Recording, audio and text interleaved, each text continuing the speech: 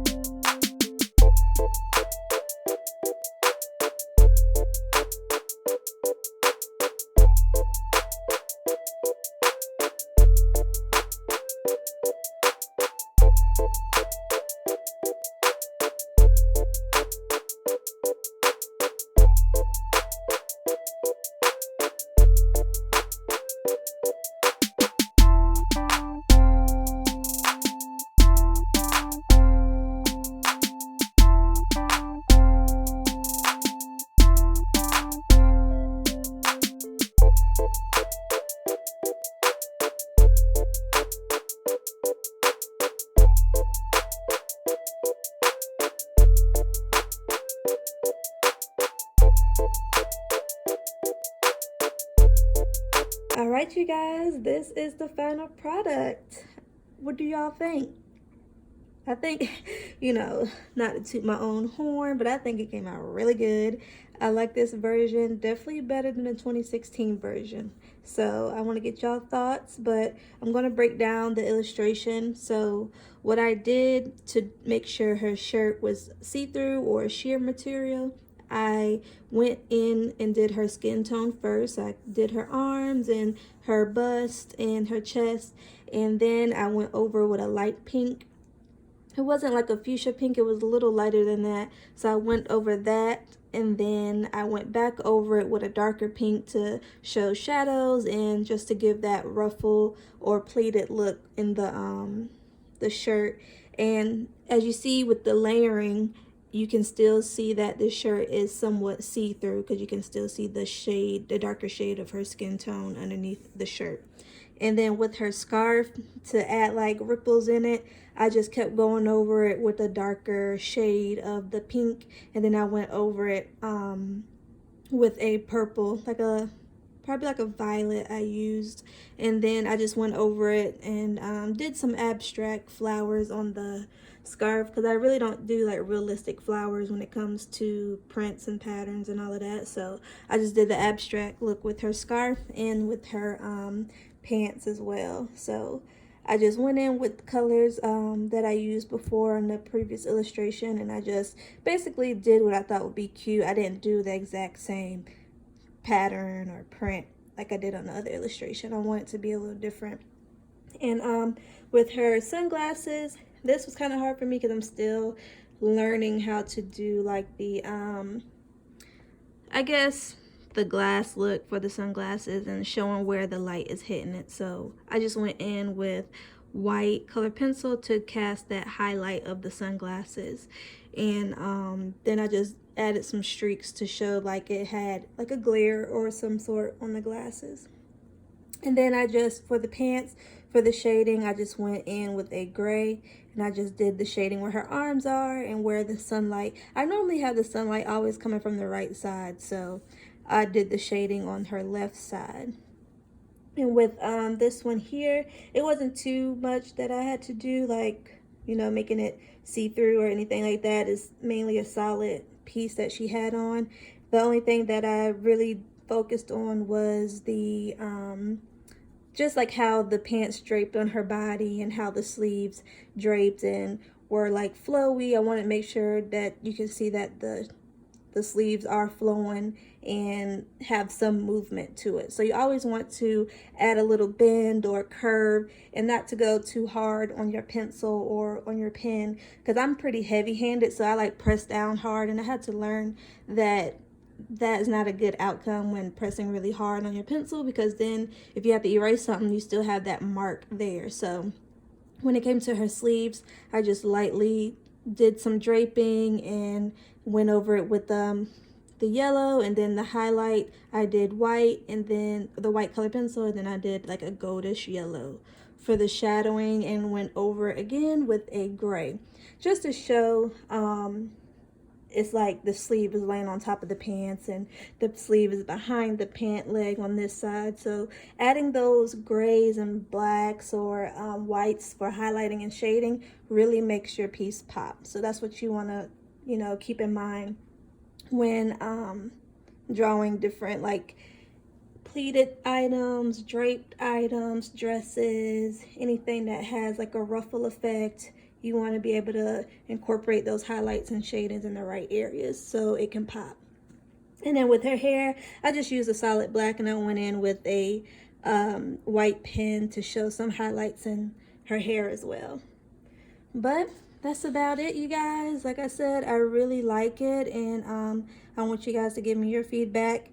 And I will be doing another Throwback Thursday illustration here soon. So if y'all want me to do anything other than Throwback Thursday illustrations, let me know, and I will do it. Just let me know in the comment section below, and I'll see you guys next time. All right, y'all, so that is it. We're done. And like I said, I really love the 2020 version way better than the 2016 version, okay? So just putting them side by side, once again, like I did on my last Throwback Thursday, it's a major difference. Like, this one clearly is more proportionate than the other one. I gave her a little more curve in her hip and gave her a little more boobs.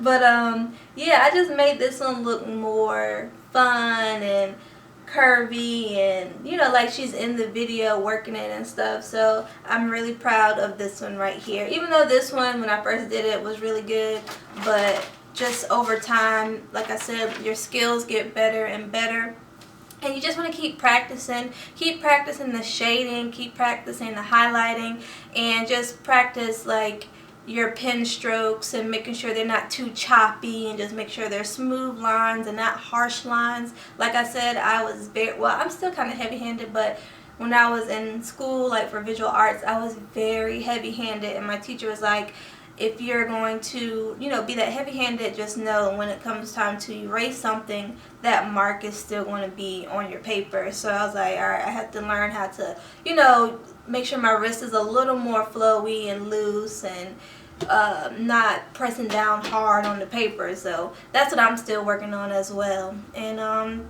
but yeah, that's it. I really like this one. You guys comment below what you think I should have done differently, or what you think I should have kept from the last illustration or the previous illustration that I should have kept for this illustration, or just tell me what you think you would have done, or what route you would have taken for the new rendered illustration. But that's about it, you guys, and I'm going to catch you on the next one. I'm going to do a Q&A, so if you want to have or ask any questions down in the comment section too, you can ask me any questions. But I will be doing the Q&A coming soon, and another illustration of a blogger I decided to do, so I'm not going to tell y'all who it is. You may not know, but you may know. But I already decided who I'm going to draw. But I'll catch you guys on the next one.